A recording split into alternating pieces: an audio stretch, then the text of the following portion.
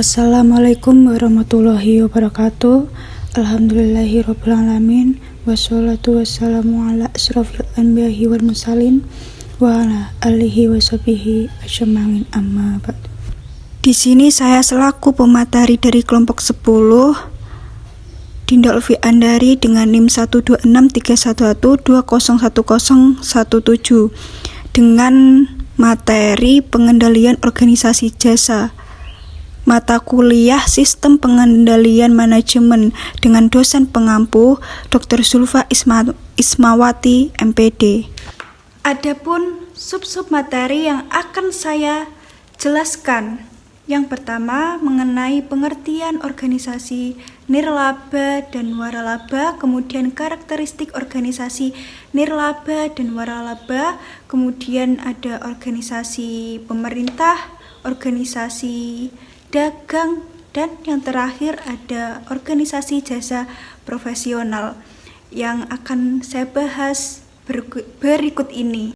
Pengertian dari organisasi waralaba atau sering disebut dengan Prancis pada dasarnya adalah sebuah perikatan atau pemberi waralaba dengan penerima waralaba, di mana penerima diberikan sebuah hak untuk menjalankan usaha dengan memanfaatkan atau menggunakan hak kekayaan intelektual atau penemuan atau ciri khas usaha yang telah dimiliki pemberi waralaba dengan suatu imbalan berdasarkan persyaratannya yang telah ditetapkan oleh pemberi waralaba dengan sejumlah kewajiban menyediakan dukungan konsultasi operasional yang berkesinambungan oleh pemberi waralaba kepada penerima waralaba atau sering disebut franchising dari bahasa Prancis.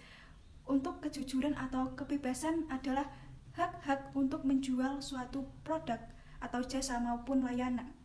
Sedangkan menurut versi dari pemerintah Indonesia, yang dimaksud dengan waralaba adalah sebuah perikatan di mana salah satu pihak yang telah diberikan hak untuk memanfaatkan atau menggunakan hak dari kekayaan intelektual atau disebut haki atau pertemuan dari ciri khas usaha yang dimiliki pihak lain dengan suatu imbalan berdasarkan persyaratan yang telah ditetapkan oleh pihak lain tersebut dalam rangka penyediaan atau penjualan barang dan jasa menurut Sumarsono 2009.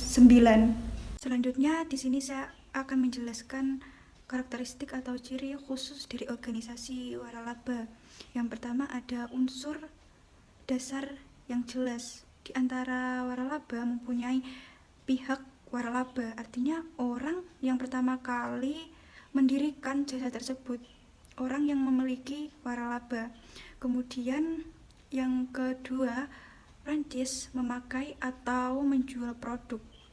Jadi di sini harus ada orang yang memakai dan tanggung jawab terhadap produknya, yaitu disebut dengan franchisee atau orang yang menggunakan produknya. Yang ketiga ada franchisor menerima fee dan royalty. Jadi ini sebagai imbalan dari usaha yang telah dilaksanakan. Siapa yang memberi fee dan royalty yaitu produk franchisee, yaitu pihak yang menggunakan dari franchisee tersebut. Biasanya fee dibayarkan di awal dan sekali, sedangkan royalti dibayar di bulan-bulan yang telah ditentukan atau berdasarkan dengan ketentuan dari presentasi tertentu dari labanya yang telah dihasilkan.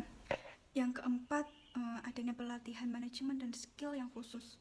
Perlu pelatihan dan skill untuk pihak Prancis atau pihak yang akan menjalankan franchise dan dibutuhkan skill yang khusus. Dan ini juga untuk menyamakan mutu, prosedur, dan SOP dari sistem Prancis. Jadi di antara franchise di daerah A dan B itu produknya sama, pelayanannya juga sama, dan ini merupakan tujuan dari sebuah pelatihan. Yang terakhir atau nomor 5 yaitu adanya pendaftaran merek dagang, paten, dan hak cipta.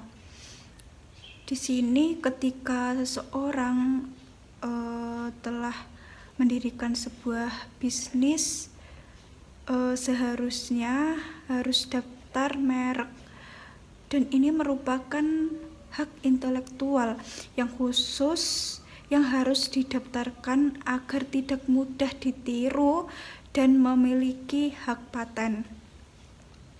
Pihak Prancis berhak menuntut ketika ada plagiat dalam catatan sudah didapatkan, dan harus ada administrasi hukumnya. Pengertian dari organisasi nirlaba. Organisasi nirlaba sebagaimana telah didefinisikan dalam hukum adalah organisasi yang tidak dapat mendistribusikan aktiva atau labanya kepada atau untuk sebuah manfaat dari anggotanya, pejabat maupun direktur. Tentu saja organisasi tersebut dapat mengompensasi pegawainya termasuk pejabat dan anggotanya untuk jasa yang telah diberikan dan untuk barang-barang yang telah dipasok. Definisi ini tidak menghalangi organisasi untuk memperoleh sebuah laba. Divisi tersebut melarang distribusi dari laba tersebut. Suatu organisasi nirlaba perlu memperoleh laba yang memadai secara rata-rata guna menyediakan dana untuk modal kerja dan untuk berjaga-jaga terhadap hari-hari buruk organisasi nirlaba. Organisasi nirlaba adalah suatu organisasi yang tujuannya tidak mencakup penciptaan laba tetapi untuk kepentingan pribadi pemilik atau pengelolaannya. Organisasi nirlaba seringkali berusaha mencapai keuntungan tersebut untuk sebuah tujuan sosial atau pendidikan dari organisasi. Organisasi nirlaba seringkali berusaha mencapai keuntungan tersebut untuk sebuah tujuan sosial atau pendidikan dari organisasi dan bukannya untuk kepentingan pribadi. Menurut Setiawan 2007, organisasi nirlaba meliputi gereja, yayasan, sekolah, rumah sakit, dan klinik publik. Sesuai dengan namanya, organisasi nirlaba adalah organisasi yang dalam menjalankan sebuah aktivitas tidak berorientasi untuk menghasilkan keuntungan bisnis atau not for profit organization. Ukuran keberhasilan yang hendak dicapai organisasi nirlaba bukan keuntungan secara materi, tetapi untuk pelayanan sosial. Namun hal tersebut bukan berarti organisasi nirlaba tidak boleh menghasilkan sebuah keuntungan. Hanya saja keuntungan yang diperoleh dari aktivitas organisasi semata-mata diajukan hanya untuk menutupi biaya yang timbul dari kegiatan yang utama dari organisasi tersebut. Selanjutnya ada ciri khusus organisasi nirlaba dan waralaba. Karakteristik khusus nirlaba. Yang pertama, ketiadaan ukuran laba. Sasaran dominan dari kebanyakan bisnis adalah untuk memperoleh laba yang memuaskan. Laba bersih mengukur kinerja ke arah sasaran ini. Tidak satu pun ukuran kinerja tersebut ada di organisasi nirlaba.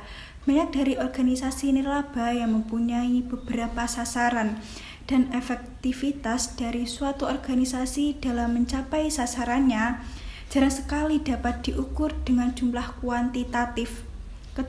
Ketidakadaan ukuran kinerja keseluruhan kuantitatif yang memuaskan adalah masalah pengendalian manajemen yang serius dalam organisasi nirlaba.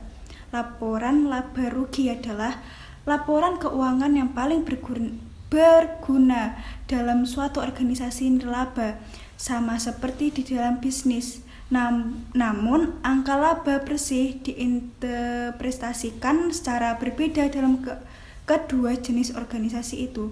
Dalam suatu bisnis, sebagai aturan umum, semakin besar laba, semakin baik kinerjanya.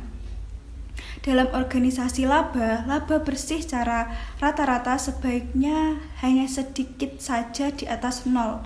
Laba bersih yang besar memberikan sinyal bahwa organisasi tidak memberikan pelayanan yang berhak untuk diharapkan oleh pihak-pihak yang memasok sumber daya. Rangkaian kerugian bersih akan mengarah pada kebangkrutan, sama seperti dalam sebuah bisnis. Meskipun kinerja keuangan bukanlah sasaran yang dominan dalam organisasi nirlaba, tetapi kinerja keuangan merupakan sasaran yang perlu diperhatikan karena organisasi tersebut tidak dapat bertahan jika pendapatannya secara rata-rata kurang dan berbahaya. Yang B, model kontribusi. Organisasi nirlaba menerima model kontribusi yang hanya sedikit dimiliki oleh bisnis, baik dalam organisasi bisnis maupun organisasi nirlaba. Ekuitas meningkat dengan perolehan laba. Terdapat dua kategori utama dari model kontribusi, yaitu pabrik dan sumbangan. Pabrik meliputi kontribusi gedung dan peralatan atau kontribusi dana untuk memperoleh aktiva tersebut, pekerjaan dan objek lainnya. Sumbangan terdiri dari pemberian donornya sendiri yang berkeinginan agar jumlah pokoknya tetap utuh selamanya atau setidak-tidaknya untuk banyak tahun.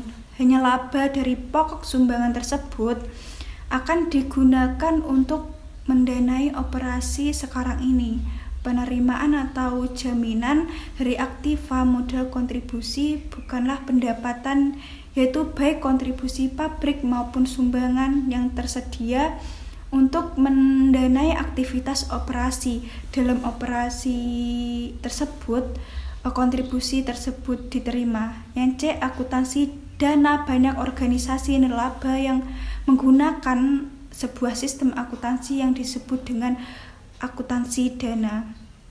Akun-akun yang dibuat secara terpisah untuk beberapa dana masing-masing saling menyeimbangkan, yaitu jumlah saldo debit sama dengan jumlah saldo kredit. Sebagian besar organisasi memiliki satu dana umum atau dana operasi yang berkaitan erat dengan sekelompok akun operasi yang disebutkan di atas. Kemudian ada dana pabrik dan dana sumbangan yang merupakan aktiva modal kontribusi dan ekuitas sebagainya yang telah disebutkan di atas. Ada beragam dana lain untuk tujuan khusus. Beberapa dari dana lain ini seperti dana pensiun juga ditemukan dalam organisasi bisnis. Meskipun dalam organisasi bisnis, dana-dana tersebut dilaporkan dalam catatan laporan keuangan dan bukan dalam laporan keuangan itu sendiri. Dana-dana lain berguna untuk tujuan pengendalian internal.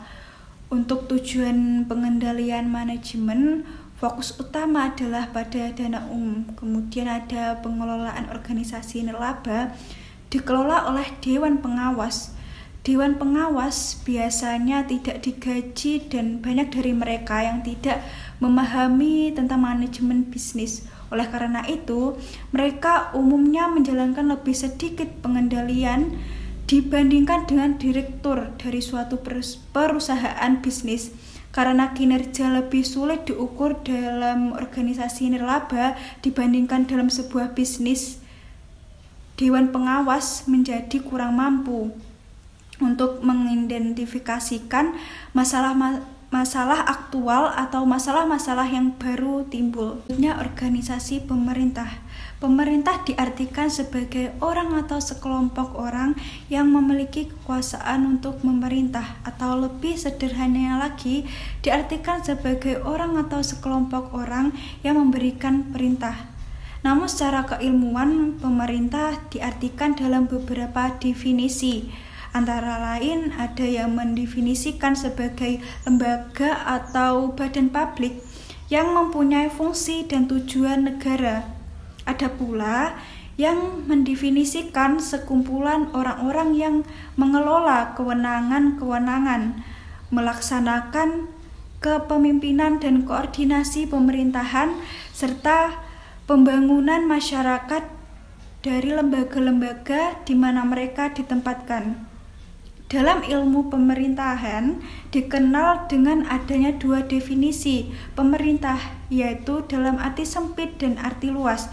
Dalam arti luas, pemerintah mendefinisikan sebagai suatu bentuk organisasi yang bekerja dengan tugas menjalankan suatu sistem pemerintahan. Sedangkan dalam arti sempit didefinisikan sebagai suatu badan persekumpulan yang memiliki kebijakan tersendiri untuk mengelola, memanage, serta mengatur jalannya suatu sistem pemerintahan. Pemerintah adalah suatu lembaga atau badan publik dalam menjalankan fungsinya untuk mencapai sebuah tujuan negara.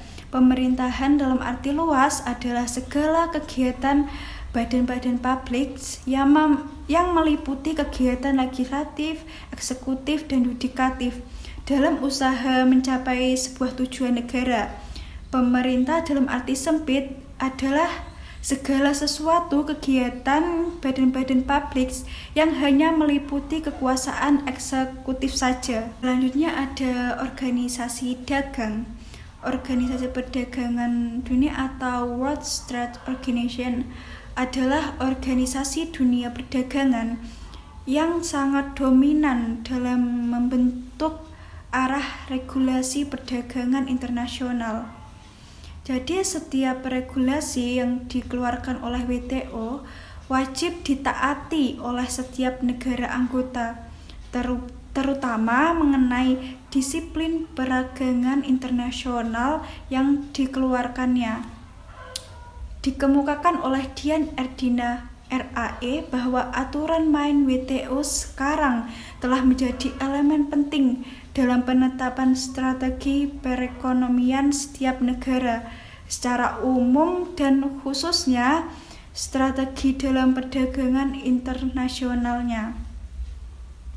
Dominasi WTO dalam mengatur sistem perdagangan internasional tidak dapat dilepaskan dari pertumbuhan dan perkembangan dari ekonomi antar bangsa-bangsa yang semakin cepat dan dinamis. Selanjutnya ada organisasi jasa profesional. Organisasi profesional di sini adalah organisasi yang padat karya dan pegawainya adalah orang-orang yang khusus. Banyak profesional lebih menyukai bekerja secara independen daripada sebagai bagian dari suatu tim. Profesional yang juga adalah manajer ini cenderung bekerja hanya paruh waktu dalam aktivitas manajemen. Para senior manajemen dalam kantor akuntan berpartisipasi secara aktif di dalam sebuah penugasan audit. Para rekan senior dalam kantor pengacara mempunyai klien. Pendidikan bagi kebanyakan profesi tidak mencakup pendidikan dalam manajemen, tetapi pada umumnya menekankan kepada keterampilan sebuah profesi dibandingkan kepada keterampilan manajemen. Karena alasan ini dan alasan yang lainnya, para profesional cenderung meremehkan implikasi keuangan dari keputusan mereka. Dengan mereka ingin melakukan sebuah pekerjaan yang terbaik yang dapat mereka lakukan tanpa mempedulikan sebuah biaya. Sikap ini mempengaruhi sikap dari staf pendukung dan pegawai non-profesional dalam organisasi tersebut. Hal ini membuat pengendalian biaya yang tidak memadai. Sekian penjelasan materi tentang sistem organisasi. Ada kurang lebihnya mohon maaf. Wassalamualaikum warahmatullahi wabarakatuh.